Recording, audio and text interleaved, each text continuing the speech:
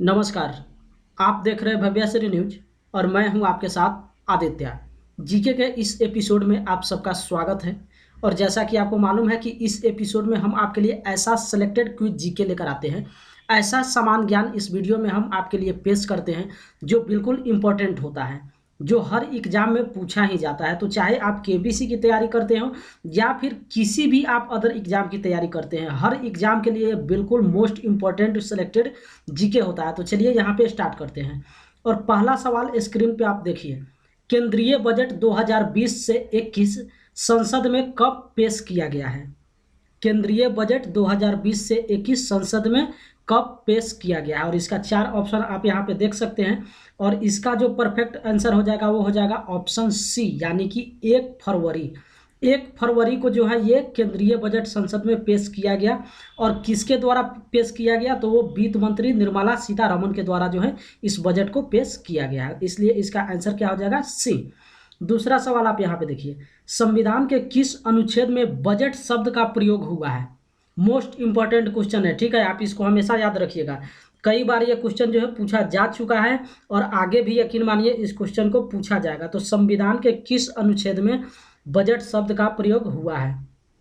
चार ऑप्शन आप यहाँ पे देख सकते हैं, अनुच्छेद 11, अनुच्छेद 19, अनुच्छेद 31 और किसी भी अनुच्छेद में नहीं। तो इसका जो फैक्ट आंसर हो जाएगा वो हो जाएगा ऑप्शन डी, किसी भी अनुच्छेद में नहीं। आप इस शब्द को हमेशा याद रखिए, संविधान के किसी भी अनुच्छेद में बजट शब्द का प्रयोग नहीं किया गया है, ठीक है। तो कई बार पूछा भी जाता है कि संविधान के अनुच्छेद में कौन सा शब्द है जिसका प्रयोग नहीं किया गया है, ये भी पूछा जाता है। तो वो है बजट शब्द। इसलिए आप याद रखिएगा कि अभी तक संविधान की किसी भी अनुच्छेद में बजट शब्द का प्रयोग नहीं किया गया है। चलिए तीसरा सवाल आप यहाँ पे देखिए, इनमें से देश की पहली महिला वित्त मंत्री कौन है? देश की पहली महिला वित्त मंत्री कौन है? चार ऑप्शन है, ए सोनिया गांधी, बी इंदिरा गांधी और सी सुषमा स्वराज और डी इनमें से कोई नहीं। तो इसका जो करेक्ट आंसर हो जाएगा वो हो जाएगा ऑप्शन बी, यानी कि इंदिरा गांधी। देश की पहली महिला वित्त मंत्री जो है वो है इंदिरा गांधी। और कब थी, इस क्वेश्चन का फैक्ट आप समझ लीजिए। तो 1970 से लेकर 71 तक, यानी कि 1 साल के लिए जो है इन्होंने वित्त मंत्रालय का कार्यकाल संभाला था। और एक और फैक्ट आप समझ लीजिए कि वो प्रधानमंत्री के साथ साथ वित्त मंत्रालय का भी कार्यकाल संभाला था। इसलिए आप इस फैक्ट को याद रखिएगा, प्रधानमंत्री होने के साथ साथ इंदिरा गांधी ने 1970 से 71 तक 1 साल तक जो है और किसका कार्यभार संभाला था? तो वह है वित्त मंत्रालय का।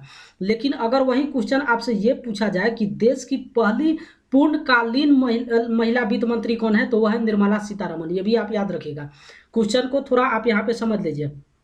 अगर डायरेक्ट आपसे पूछा जाए कि पहली महिला वित्त मंत्री कौन है और ऑप्शन इस तरीके से दे तो आपको इंदिरा गांधी सेलेक्ट करना है। लेकिन अगर आपसे क्वेश्चन ये पूछा जाए कि देश की पहली महिला पूर्णकालीन वित्त मंत्री कौन है, तो वो हो जाएगी निर्मला सीतारमण। ये आप यहाँ पे समझ लीजिए।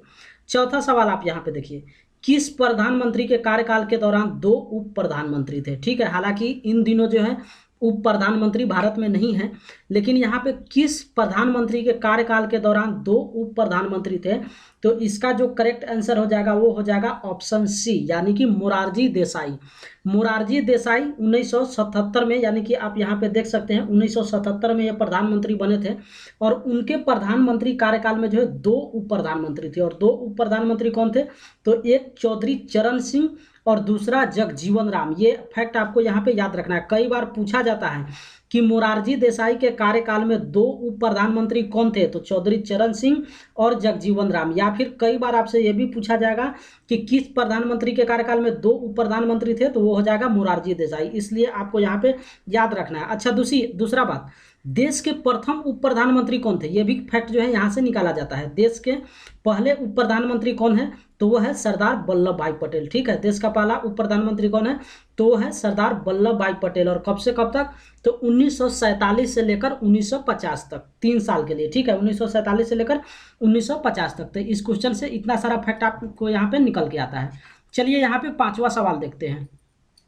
किसने कहा था राष्ट्रपति का आपातकालीन अधिकार संविधान के साथ धोखा है?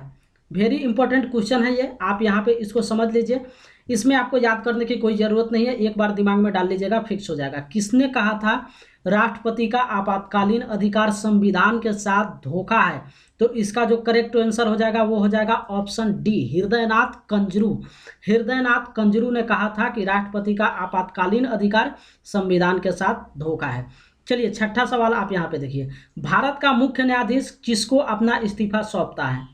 भारत का मुख्य न्यायाधीश, मुख्य न्यायाधीश का मतलब क्या हो जाएगा? जब भारत का मुख्य न्यायाधीश की बात हो जाए तो हो जाएगा सुप्रीम कोर्ट। ठीक है, सुप्रीम कोर्ट का जो मुख्य न्यायाधीश होता है किसको अपना इस्तीफा सौंपता है? चार ऑप्शन है, ए उच्चतम न्यायालय के वरिष्ठतम न्यायाधीश, बी स्पीकर, सी राष्ट्रपति और डी कानून मंत्री।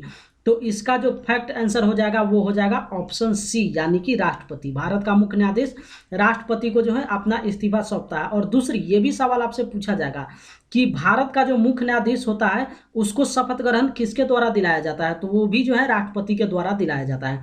इसलिए इस क्वेश्चन से दो फैक्ट निकलता है जो आपको याद रखना है। चलिए सातवां सवाल आप यहाँ पे देखिए, कर्मचारी भविष्य निधि योजना निर्माण किसने किया था? काफी इंपॉर्टेंट क्वेश्चन है, मोस्ट सिलेक्टेड जीके है यहाँ पे, आप इसको समझ लीजिए। कर्मचारी भविष्य निधि योजना निर्माण किसने किया था? ए राज्य सरकार, बी ESIC, सी केंद्र सरकार और डी चिकित्सा लाभ परिषद। तो इसका जो परफेक्ट आंसर हो जाएगा वो ऑप्शन हो जाएगा सी, यानी कि केंद्र सरकार। केंद्र सरकार के द्वारा जो है कर्मचारी भविष्य निधि योजना क्या किया गया था? लागू किया गया था। चलिए यहाँ पे आठवां सवाल देखिए, मेक इन इंडिया कार्यक्रम कब शुरू किया गया? काफी बार इस क्वेश्चन को पूछा जा चुका है और इससे कई सारा जो फैक्ट यहाँ पे निकलता है, लेकिन जितना फैक्ट हम आपके लिए यहाँ पे डाले हैं ज़्यादा फैक्ट यहाँ पे नहीं निकालेंगे, क्योंकि ये अपने आप में एक जीके और कई सारा फैक्ट यहाँ से निकाला जा सकता है। तो मेक इन इंडिया कार्यक्रम कब शुरू किया गया? चार ऑप्शन आप यहाँ पे देख सकते हैं और इसका जो करेक्ट आंसर हो जाएगा वो हो जाएगा ऑप्शन ए, यानी कि 25 सितंबर 2014 को, 25 सितंबर 2014 को मेक इन इंडिया कार्यक्रम शुरू किया गया। इससे कुछ यहाँ पे फैक्ट निकलता है। फैक्ट आप ये समझ लीजिए, कई बार पूछा जाएगा आपसे कि मेक इन इंडिया कार्यक्रम का शुरुआत किसने किया या फिर किसने जो है इनको लागू किया? तो नरेंद्र मोदी द्वारा। ठीक है, भारत के प्रधानमंत्री नरेंद्र मोदी द्वारा 25 सितंबर 2014 को दिल्ली के विज्ञान भवन में मेक इन इंडिया कार्यक्रम का आरंभ किया गया। ये आपको याद रखना है, कहाँ पे आरंभ किया गया? तो दिल्ली के विज्ञान भवन केंद्र में जो है इस कार्यक्रम को आरंभ किया गया। कब आरंभ किया गया? 25 सितंबर 2014 को। अच्छा, इस क्वेश्चन से कुछ और फैक्ट निकलता है। कई बार आपसे पूछा जाएगा कि मेक इन इंडिया का मोनोग्राम क्या है, यानी कि उसका लोगो क्या है? तो मेक इन इंडिया का जो लोगो है वो है लायन है, यानी कि शेर है, और उस शेर के इमेज पे जो है अशोक चक्र बना हुआ रहता है। ठीक है, ये आपको याद रखना है। अच्छा, दूसरी बात, मेक इन इंडिया का स्थापना क्यों किया गया? इसका मकसद क्या है? तो इसका एक ही मकसद है, देश की गरीबी को दूर करना और आर्थिक मजबूती देना। ठीक है, दो ही फैक्ट इसका है, मेक इन इंडिया का दो ही रूपरेखा है, यहाँ पे दो ही कार्य है। क्या है? देश की गरीबी दूर करना और आर्थिक मजबूती देना। चलिए यहाँ पे नौवां सवाल देखिए, जीरो डिफेक्ट जीरो इफेक्ट नारा किस योजना से संबंधित है? बिल्कुल इंपॉर्टेंट सेलेक्ट जीके है ये, इसको आपको याद रखना है। जीरो डिफेक्ट जीरो इफेक्ट नारा किस योजना से संबंधित है? Option A digital India, B make in India, C startup India और डी स्वच्छ भारत मिशन।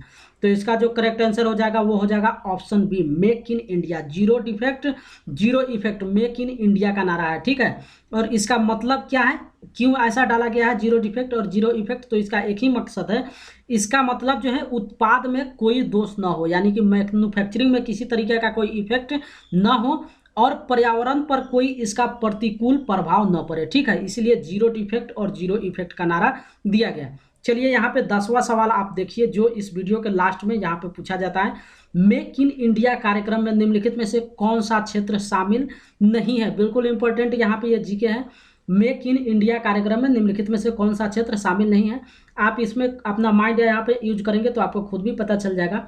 ए जय प्रौद्योगिकी, बी मीडिया और मनोरंजन, सी ऑटोमोबाइल और डी शिक्षा। तो इसका जो करेक्ट आंसर हो जाएगा वो हो जाएगा ऑप्शन डी, यानी कि शिक्षा। शिक्षा क्षेत्र जो है वो मेक इन इंडिया कार्यक्रम में शामिल नहीं है। और क्यों शामिल नहीं है? तो जो शिक्षा से क्षेत्र है ये एक सेवा का क्षेत्र होता है, ठीक है। शिक्षा जो है वो एक सेवा के अंतर्गत आता है। और मेक इन इंडिया का कार्यक्रम क्या है, इसका मतलब क्या है, जो हम आपको पहले ही बताए हैं कि विनिर्माण क्षेत्र को टारगेट करता है, ठीक है। गरीबी को दूर करना और देश की आर्थिक स्थिति को मजबूत करना है, इसलिए इसका करेक्ट आंसर क्या हो जाएगा, डी हो जाएगा, शिक्षा।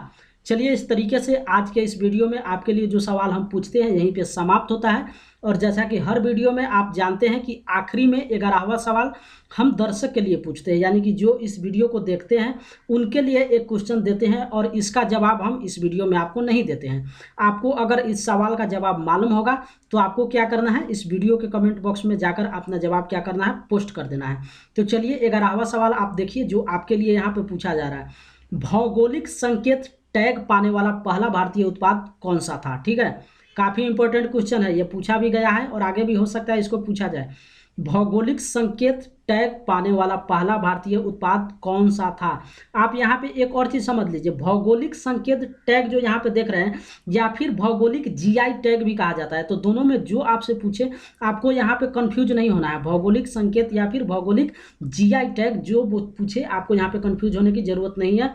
ऑप्शन 4, ए कतरनी चावल, बी मधुबनी पेंटिंग, सी दार्जिलिंग चाय और डी बनारस साड़ी। इस चारों में से जो इस क्वेश्चन का करेक्ट आंसर है उसको आपको क्या कर देना है, इस वीडियो के कमेंट बॉक्स में जाकर जो है आपको पोस्ट कर देना है। तो इस तरीके से आज का वीडियो जो है यहीं पर समाप्त होता है और फिर नेक्स्ट वीडियो में हम आपसे मिलेंगे बिल्कुल most important selected quiz GK के साथ।